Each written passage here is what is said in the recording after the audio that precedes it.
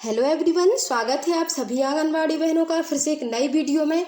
आज की इस वीडियो में हम बात करने वाले हैं पोषण ट्रैकर ऐप के 20.9 वर्जन में सभी आंगनबाड़ी कार्यकर्ताओं को अपनी स्वयं की एवं अपनी सहायिका की विभागीय आदेश अनुसार अपनी ई-केवाईसी वेरिफिकेशन का कार्य जल्द से जल्द पूर्ण कर लेना है। लेकिन कुछ बहनों को ई-केवाईसी वेरिफिकेशन का कार्य करने में कुछ समस्याएं आ रही हैं, जैसे एरर की समस्या, पिन जनरेट करने में गलत पिन दर्ज हो रहा है, सही पिन दर्ज नहीं हो रहा है। इसके अलावा जैसे ही आप लोग ई-केवाईसी वेरिफिकेशन का कार्य पूर्ण करती हैं और सबमिट करती हैं तो सबमिट नहीं होता है। इन सभी समस्याओं को सुधार कर किस प्रकार आपको अपनी ई-केवाईसी को पूर्ण करना है, इसके बारे में वीडियो में संपूर्ण जानकारी देने वाली हूं। तो आप सभी बहनें वीडियो में आखिर तक बनी रहें एवं चैनल पर यदि पहली बार विजिट कर रही हैं तो मेरे चैनल आंगनबाड़ी हेल्प डेस्क को अवश्य सब्सक्राइब कर लीजिए। चलिए शुरू करते हैं वीडियो को। सबसे पहले आपको अपने पोषण ट्रैकर एप्लीकेशन को ओपन कर लेना है और नीचे आपको मोर या ज़्यादा वाले ऑप्शन को क्लिक कर लेना है। इसके बाद आपको यदि आंगनबाड़ी कार्यकर्ता की ई-केवाईसी वेरिफिकेशन का कार्य पूर्ण करना है तो आपको ऊपर व्यू प्रोफाइल वाले ऑप्शन को क्लिक करना होगा। और आपको यदि सहायिका की करना है तो आपको नीचे से चौथे नंबर का एक ऑप्शन दिखाई दे रहा होगा, अपडेट AWH प्रोफाइल। इस पर क्लिक करके आपको सहायिका की ई-केवाईसी करनी होगी। तो अभी हमें आंगनबाड़ी कार्यकर्ता की ई-केवाईसी को पूर्ण करना है तो हमें कार्यकर्ता वाले ऑप्शन को क्लिक करना होगा। इसको क्लिक करने के बाद कुछ इस प्रकार से इंटरफेस खुल जाता है।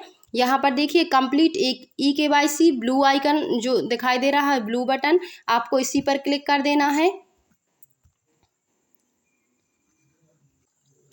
इसके बाद कुछ इस प्रकार से पेज ओपन हो जाता है। यहाँ पर देखिए, यहाँ पर हमें एंटर आधार नंबर, इस वाले बॉक्स में आधार नंबर डालना होगा और यहाँ पर आपको कैप्चा कोड डालना होगा।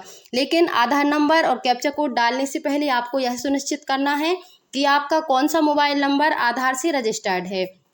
तो यहाँ पर जैसे ही आप आधार नंबर और कैप्चा डाल के नेक्स्ट पर क्लिक करेंगी, OTP के लिए आखिरी के 4 अंक मोबाइल के दिखाई देंगे। तो आपको उन अंकों से समझ लेना है कि आपका कौन सा मोबाइल नंबर दर्ज है।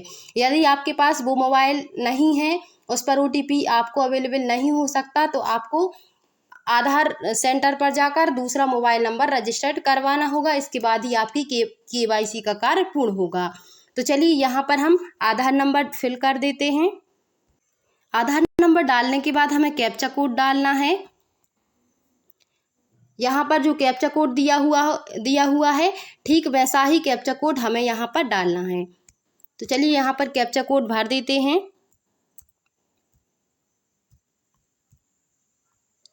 जो लेटर बने हुए हैं वह लेटर आपको उसी प्रकार से डालना है। जो संख्यात्मक लेटर हैं वह संख्यात्मक, और जो इंग्लिश वर्ड के लेटर हैं आपको उस प्रकार से डालना है। इसके बाद आपको नेक्स्ट पर क्लिक।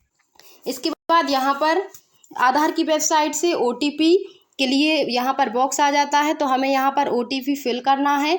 OTP की जो समय सीमा है यहाँ पर 10 मिनट के लिए वैलिड रहेगा। 10 मिनट तक आप इस बॉक्स में OTP फिल कर सकती हैं।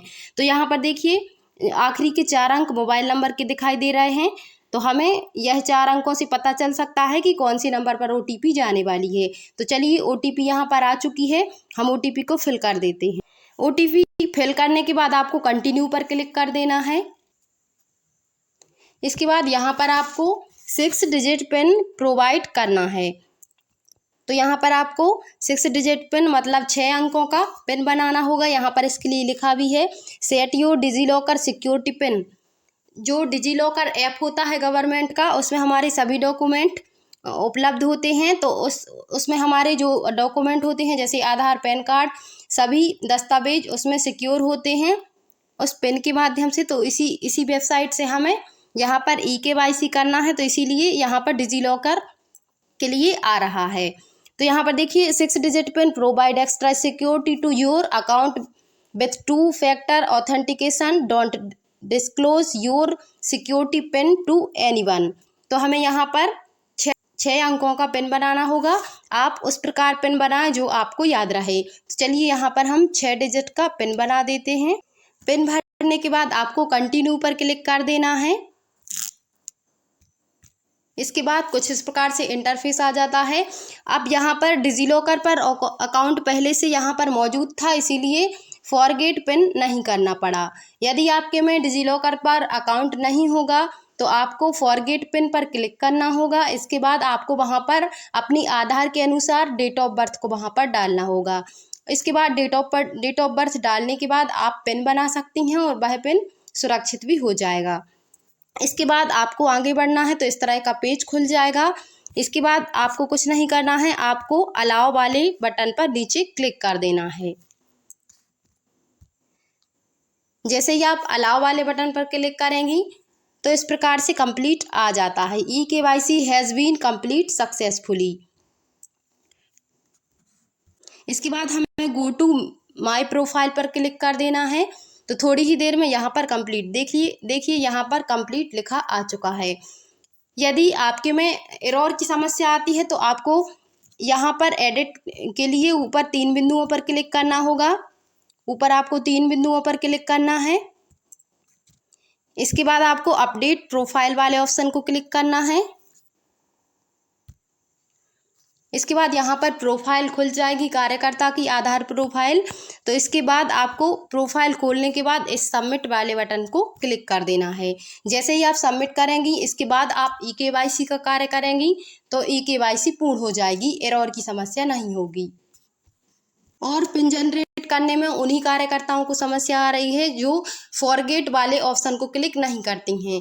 यदि पिन गलत आता है तो आपको फॉरगेट पिन वाले ऑप्शन को क्लिक करके नया पिन बना लेना है डेट ऑफ बर्थ को डाल के। इस प्रकार अपनी eKYC को आप सभी बहनें पूर्ण कर सकती हैं। और सेम प्रोसेस सहायिका की eKYC की है तो आपको इसी प्रकार सहायिका की भी eKYC को पूर्ण कर लेना है। तो आज की वीडियो में बस इतना ही, मिलती हूँ अगली वीडियो में।